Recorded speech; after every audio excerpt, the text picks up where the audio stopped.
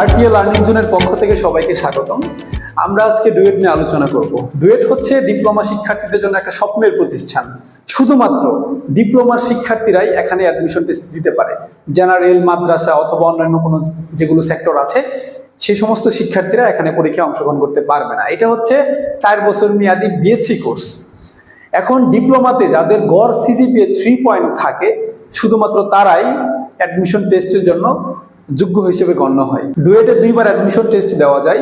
ধরো আমি এবার 4 বছর মেয়াদী ডিপ্লোমা কোর্সটি কমপ্লিট করেছি এবং আমি সিজিপিএ জানি, আমার সিজিপিএ কত সেটা আমি জানি, তাহলে এবার আমি ডুয়েট অ্যাডমিশন টেস্টে অংশগ্রহণ করতে পারবো। বাই এনি চান্স যদি আমি এবার পরীক্ষায় উত্তীর্ণ না হই তাহলে সেকেন্ড টাইম পরীক্ষা দেওয়ার একটা অপশন থাকে। তো প্রথমবার যারা পরীক্ষা দেয় তাদেরকে বলা হয় শর্ট এবং সেকেন্ড টাইম যারা পরীক্ষা দেয় তাদেরকে বলা হয় লং, অর্থাৎ লং এর শিক্ষার্থী। তো আমরা এখন ডুয়েটের সিলেবাস নিয়ে আলোচনা করব, তোমাদেরকে বিস্তারিত সবকিছু বুঝিয়ে বলবো। এখন ডুয়েট অ্যাডমিশন টেস্ট সাধারণত 2 ঘন্টা সময় হয়ে থাকে। প্রথম ঘন্টা হচ্ছে নন ডিপার্টমেন্টের জন্য বরাদ্দ এবং দ্বিতীয় ঘন্টা হচ্ছে ডিপার্টমেন্টের জন্য বরাদ্দ। তো নন এবং ডিপার্টমেন্ট সব মিলিয়ে 300 মার্কের পরীক্ষা হয়। 300 মার্কের পরীক্ষা। নন ডিপার্টমেন্ট 150 1 ঘন্টা সময়, ডিপার্টমেন্ট 150 1 ঘন্টা সময়। তো নন ডিপার্টমেন্ট যখন 1 ঘন্টা সময় হয়ে যাবে তখন টিচার জোরে করে বলবে স্টপ রাইটিং। তো বলার সাথে সাথে আমাদের লেখাটা থামিয়ে দিতে হবে এবং ডিপার্টমেন্টের খাতা দিবেন, ডিপার্টমেন্টের খাতা লিখতে শুরু করতে হবে। তো এইভাবে 2 ঘন্টা সময়ের মধ্যে 300 মার্কের আনসার করতে হয়। এখন অনেক শিক্ষার্থীরা প্রশ্ন করে যে অল্প সময়, মাত্র 2 ঘন্টা, মার্কস হচ্ছে 300, এটা কি আদৌ আনসার করা সম্ভব? সম্ভব। ভালো করে পড়াশোনা করলে, ভালো মতো প্র্যাকটিস থাকলে সবকিছুই সম্ভব। আমরাও পড়াশোনা করেছি, পরীক্ষা দিয়েছি, ডুয়েটে চান্স পেয়েছি। তোমরা পরীক্ষা দিবা, তোমরাও চান্স পাবা এবং দেখবা যে সবকিছুই সম্ভব। এখন নন ডিপার্টমেন্টের সিলেবাসটা নিয়ে একটু আলোচনা করব। নন ডিপার্টমেন্টে 150 মার্কস থাকে, তার মধ্যে ফিজিক্স, ম্যাথমেটিক্স, কেমিস্ট্রি এবং হচ্ছে ইংলিশ, এই 4টা সাবজেক্ট মিলিয়ে সব মিলিয়ে 150-এর মার্কস হয়ে থাকে। অনেকটা বুয়েট প্যাটার্নে, বুয়েট যেমন একসাথে 600 মার্কের প্রশ্ন হয়ে থাকে, আমাদের এখানে 150 মার্ক শুধুমাত্র নন ডিপার্টমেন্টের জন্য। তো ফিজিক্সে 40, ম্যাথমেটিক্সে 40, কেমিস্ট্রি 40, এগুলো আমি একটু ধারাবাহিকভাবে বলি। ফিজিক্সে 40 মার্কস, এটা হচ্ছে ইন্টারের এই সবগুলোই হচ্ছে এইচএসসি যে সিলেবাসটা আছে সেই সিলেবাসের আলোকে আর কি। তার মানে আমরা ডিপ্লোমা শিক্ষার্থীরা কিন্তু ইন্টারের বই পড়ে তারপরে ডুয়েটে চান্স পেতে হয়। তার মানে তোমাকে ইন্টারের বই পড়তেই হবে। এখন এই ইন্টারের পড়াগুলো তুমি কিন্তু ডিপ্লোমাতে first semester, second semester, third সেমিস্টারে পড়ে আসছো, কিন্তু তখন হয়তো আমরা পড়েছি কিন্তু বেশি গুরুত্ব দিইনি। তো এই জন্য এখন গুরুত্ব সহকারে এগুলো পড়তে হয়। ফিজিক্সের ক্ষেত্রে শাহজাহান তপন, আবু ইসাক, আমির হোসেন, এদের যে বইগুলো আছে এগুলো যে কোনো একটা ভালো করে পড়লেই হয়। তবে আমি পার্সোনালি আমার শিক্ষার্থীদেরকে সাজেস্ট করি শাহজাহান তপনটা পড়ার জন্য, এবং আপডেট বই, অবশ্যই আপডেট, একদম আপডেট বইটা।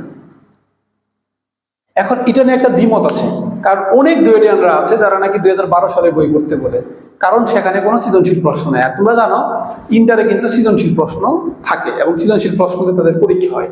তো এই আপডেট বইগুলোতে যেহেতু সৃজনশীল প্রশ্ন থাকে সেজন্য অনেক ডুয়েটিয়ানরা বলে 2012 সালের বা 11 সালের, 13 সালের বইগুলো পড়ার জন্য, কারণ সেখানে সৃজনশীল প্রশ্ন নাই।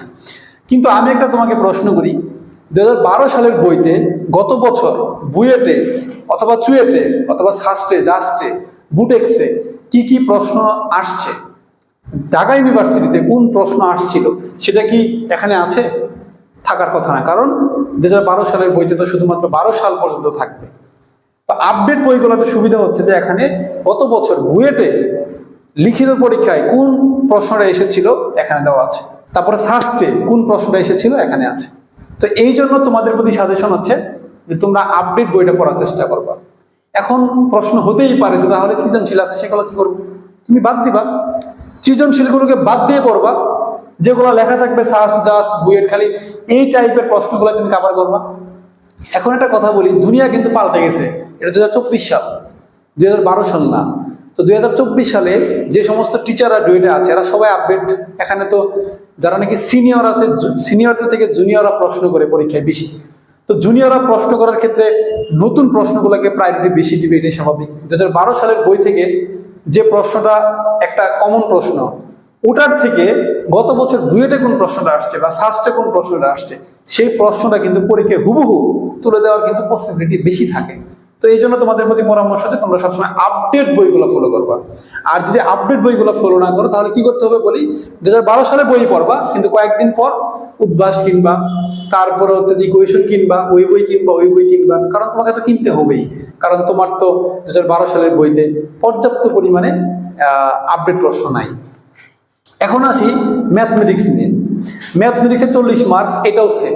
এটা হচ্ছে এই যে বইগুলো আছে, এই বইগুলো সাধারণত পড়তে হয়। এখন আরো বই আছে, আমরা সবগুলো বইয়ের কথা বলবো না, মানে আমি পার্সোনালি অক্ষরপত্র অথবা কেতাবুদ্দিন এই বই দুটা পড়তে বলি। আফসারুজ্জামানের গাইডটা আছে, আমি পড়েছিলাম অ্যাডমিশন টেস্টে এবং হুবহু কমন পেয়েছিলাম। এই বইগুলো পড়া যেতে পারে এবং অবশ্যই আপডেট। আর সৃজনশীল প্রশ্ন থাকবেই, ওগুলাকে বাদ দিয়ে শুধুমাত্র যেগুলো এক লাইনের প্রশ্ন বা কমন যে প্রশ্নগুলো সৃজনশীল না, সেগুলো পড়তে হবে। ফিজিক্স এবং ম্যাথমেটিক্সের ক্ষেত্রে 40-40-80 যেহেতু, তো কিভাবে থাকে আমি বলি। 4টা 8 মার্কসের প্রশ্ন দিবে, 4টা 32 এবং 4টা এমসিকিউ দিবে, এই হচ্ছে 8 মার্কস। এই সব মিলে হলো 40 মার্কস। ম্যাথের ক্ষেত্রেও সেম, ম্যাথের ক্ষেত্রেও সেম, ফিজিক্সের ক্ষেত্রেও সেম। এই দুটো একইভাবে প্রশ্ন ডিস্ট্রিবিউট হয়, কিন্তু কেমিস্ট্রি আর ইংলিশের ক্ষেত্রে একটু ভিন্ন আছে। কেমিস্ট্রিটা কিরকম?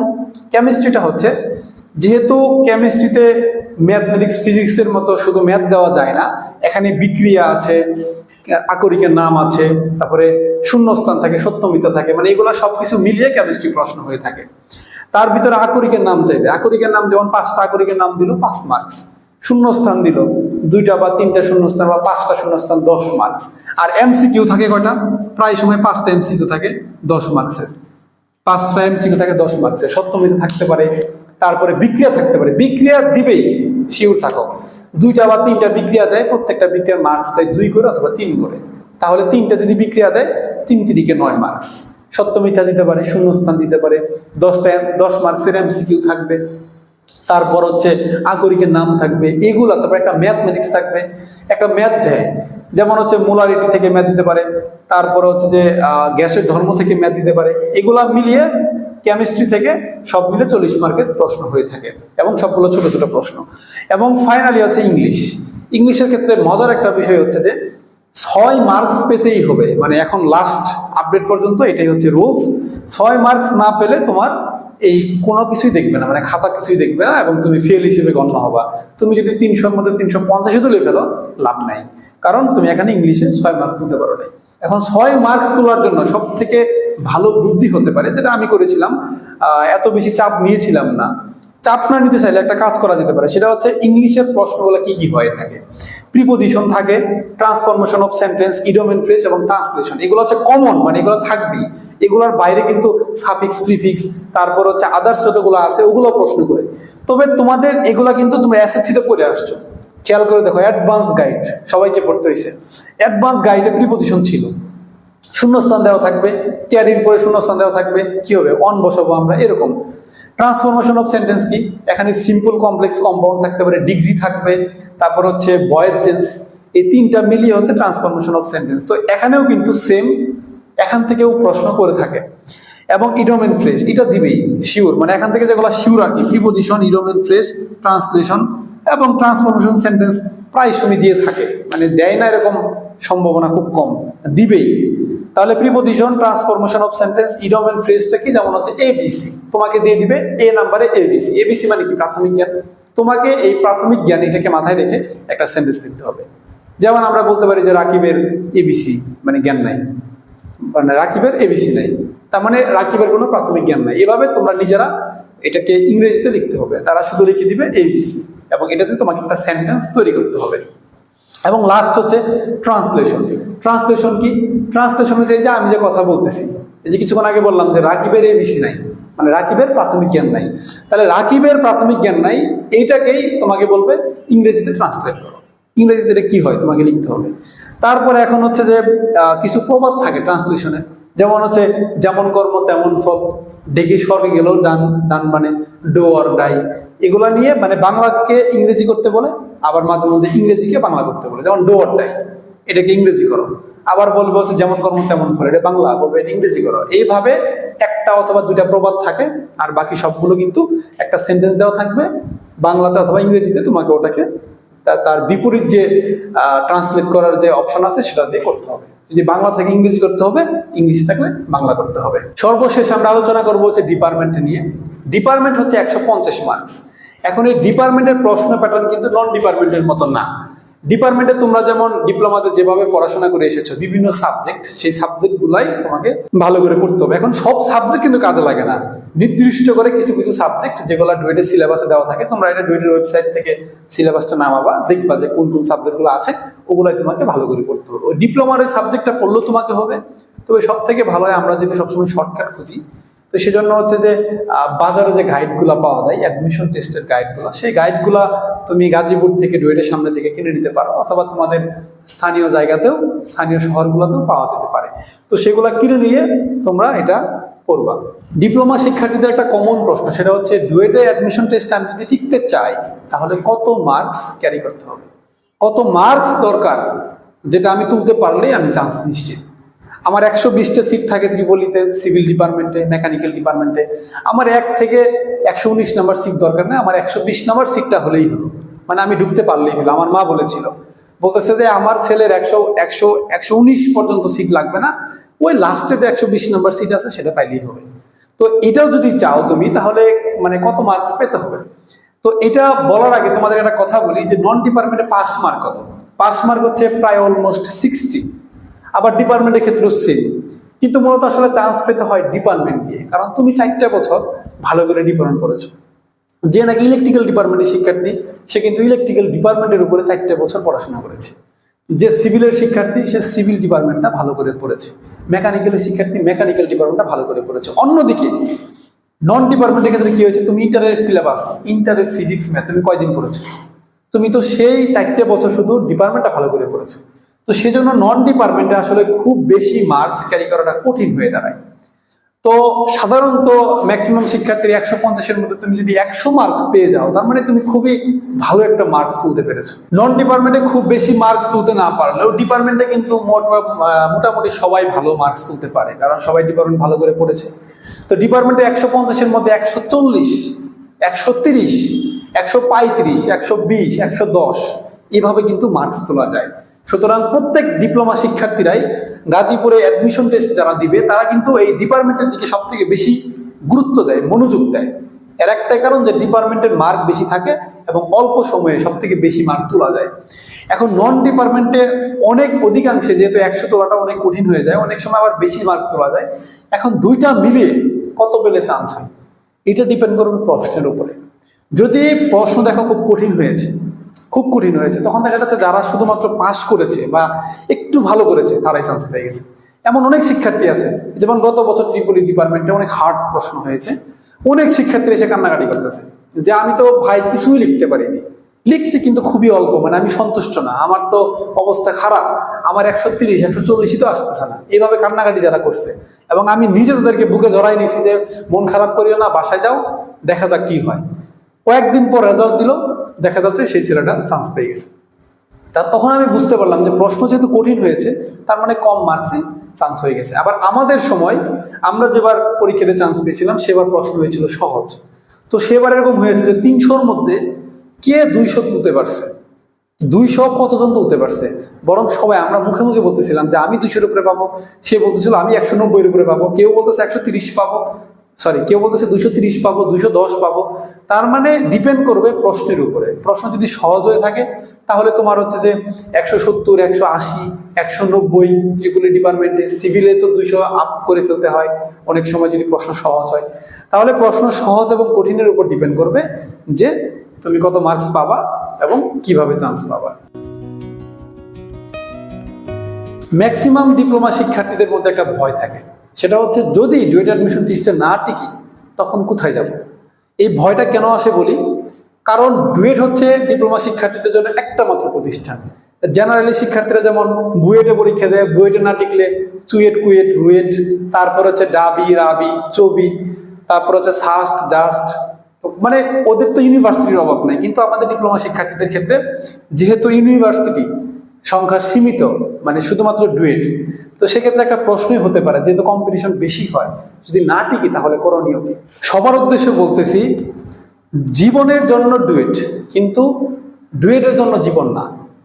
আবারও বলতেছি কথাটা, জীবনের জন্য ডুয়েট, কিন্তু ডুয়েটের জন্য জীবন না। এখানে তোমাদের সবগুলো প্রশ্নের উত্তর আছে। এখন আমরা যারা নাকি 3 পয়েন্ট সিজিপিএ গড়ে তুলতে পারবো, সবার উচিত ডুয়েটে একবার চেষ্টা করে দেখা। যেমন আমার কিন্তু সিজিপিএ খুব বেশি হাই না, এবং আমি সাহস করে গাজীপুরে এসেছিলাম, পড়াশোনা করেছি এবং চান্স পেয়েছি। এবং আমার একটা ফ্রেন্ড ছিল, খুব হাই সিজিপিএ ছিল, খুবই হাই, ক্লাসের ফার্স্ট বয়, সে কিন্তু চান্স পায়নি। এখন সে তাহলে কোথায়? সে এখন ভালো একটা চাকরি করতেছে। তো কথা হচ্ছে যে এখানে হতাশ হওয়া যাবে না, ডুয়েটের জন্য পড়াশোনা করতে হবে। যদি বাই এনি চান্স না টিকতে পারো, সেক্ষেত্রে বিকল্প অপশন আছে। এখন ডুয়েট অ্যাডমিশনে আসতেই তোমাদেরকে বলতেছে, কারণটা কি? যাদের সিজিপিএ 3 আপ থাকবে, তোমাদেরকে গাজীপুরে আসতেই হবে বা আসা দরকার। কারণটা কি? কারণ হচ্ছে, তুমি যখন গাজীপুরে আসবে তখন তুমি নিয়মিত 10 ঘন্টা করে অথবা 9 ঘন্টা করে অথবা 8 ঘন্টা করে এভারেজে পড়াশোনা করবে। এখন তুমি বলো 10 ঘন্টা করে পড়াশোনা করা যায়, 12 ঘন্টা করে পড়াশোনা করা যায়? করা যায়। সবকিছু একটা পরিবেশ লাগে। তুমি যখন এখানে আসবা তখন দেখবা তোমার আশেপাশে সবাই পড়াশোনা করতেছে, অর্থাৎ সবাই 10 ঘন্টা, 12 ঘন্টা, 13 ঘন্টা, এমন অনেকে আছে 14-15 ঘন্টা করে পড়াশোনা করে। তো 14 ঘন্টা করে পড়াশোনা করুক, মানে পাগল হওয়ার মতো করে পড়াশোনা করে, কিন্তু এভারেজ পুরো মাসের জন্য এভারেজে হয়তো বা 10 ঘন্টা বা 9 ঘন্টা দাঁড়ায়, যে প্রতিদিন সে গড়ে 9 ঘন্টা করে পড়াশোনা করেছে। তুমি 9 ঘন্টা করে গড়ে পড়াশোনা করে তারপরও তুমি যদি ডুয়েটে চান্স না পাও, তাহলে একটা কথা বলি, পড়লে, বই কিনলে কোনোদিন লস হয় না। এই যে তুমি ডুয়েটে টিকলা না, তোমার তো বয়স কম, তুমি তো আর হচ্ছে অনেক বেশি বয়স হয়ে যায়নি। যেমন আমাদের এখন ডুয়েট পড়াশোনা শেষ, চেহারার ভিতরে একটা বয়সের ছাপ চলে আসছে। তোমাদের তার তা হবে না, তোমরা অনেক ছোট মানুষ। যখন গাজীপুরে আসো অনেকটা ছোট মানুষ থাকো। তো যদি ডুয়েট না হয়, তুমি যে নিয়মিত 10 ঘন্টা 8 ঘন্টা করে পড়াশোনা করেছো, তো এটার কি তোমার একটা ফল আছে না? তারপরে ডিপ্লোমার ক্ষেত্রে তোমরা অবশ্যই জানো যে জেনারেলি শিক্ষার্থীরা একটা হিংসা করে। অবশ্যই হিংসা করার কারণ আছে, কারণ হচ্ছে আমাদের অনেক বেশি জবের সার্কুলার আসতে থাকে, একটা পর একটা আসতে থাকে। তো তুমি বিভিন্ন জবে পরীক্ষা দিবা, তো জবে পরীক্ষা দিলে তুমি বিভিন্ন জবে টিকে যাবা। ওই যে আমি বললাম আমার ক্লাসের ফার্স্ট বয় যে ডুয়েটে টিকে নাই, আমি টিকেছিলাম, কিন্তু সে এখন চাকরি বাকরি করতেছে, চাকরি বাকরি করেছে, বিয়ে শাদী করে ফেলেছে, ছোট্ট একটা বাচ্চাও আছে। তার মানে লাইফ কিন্তু কোনো না কোনো দিকে তোমার ধাবিত হবেই, কিন্তু সেটা যেন সুন্দরভাবে হয়। তোমার যদি ডুয়েট না হয়, তারপরে নেক্সট করণীয় হচ্ছে তুমি সরকারি জবের দিকে ছুটবা এবং জবে পরীক্ষা দিবা। এবং আমার বিশ্বাস, যদি তুমি ডুয়েটে ভালো করে পড়াশোনা করে বাই এনি চান্স আল্লাহ যদি ডুয়েটে কপালে না রাখে থাকে, তাহলে তুমি অবশ্যই ভালো একটা জায়গায় যেতে পারবা, সেটা সরকারি জব হোক অথবা বেসরকারি একটা জব হোক। এখন বলবো ভাই, ডুয়েটে এত পড়াশোনা করে, এত টাকা পয়সা খরচ করে লাস্টে বেসরকারি জবে গেলে কেমনি কি? তো আমার এমনও বন্ধু আছে যে এখন বেসরকারি জবে গিয়ে অনেক হাই স্যালারিতে জব করতেছে। তার মানে বেসরকারি জবে যখন তুমি যাবা, এই যে তুমি যে নিয়মিত অনেক বেশি করে পড়াশোনা করছিলা, এটার ইফেক্ট তোমার ওখানে গিয়ে কাজে দেবে। অর্থাৎ তুমি যদি দিনে 10 ঘন্টা করে পড়াশোনা করে থাকো, তার মানে নিঃসন্দেহে তুমি একটা মেধাবী শিক্ষার্থী, মনোযোগী শিক্ষার্থী। যে কোনো একটা কাজটাকে তুমি মন দিয়ে করতে পারো। যেমন আমি তোদের এখন ক্লাস নিচ্ছি, আমি মন দিয়ে করতেছি, আমি কিন্তু অন্যদিকে তাকাতাকি করতেছি না, বাইরে কি করতেছে আমি দেখতেছি না। সুতরাং প্রত্যেকটা কাজের প্রতি যে একটা মনোনিবেশ করা, পড়াশোনা করা, ভালো মতো পড়াশোনা করছো, মনোনিবেশ করছো, এটাই তোমার ভবিষ্যতে তুমি যেখানে যাও না কেন তোমার কাজে দেবে। কারণ তোমার তো বয়স কম, তোমার আবার সারা জীবন পড়ে আছে, একদম অনেক দিন পর্যন্ত পড়ে আছে। তো সেই জায়গা থেকে তোমাদেরকে বলবো, ভালো করে পড়াশোনা করলে অবশ্যই ডুয়েট পাবা, আর না হয় ভালো একটা সরকারি জব অথবা অন্য কোনো সেক্টরে ভালো একটা পজিশনে তুমি যেতে পারবা।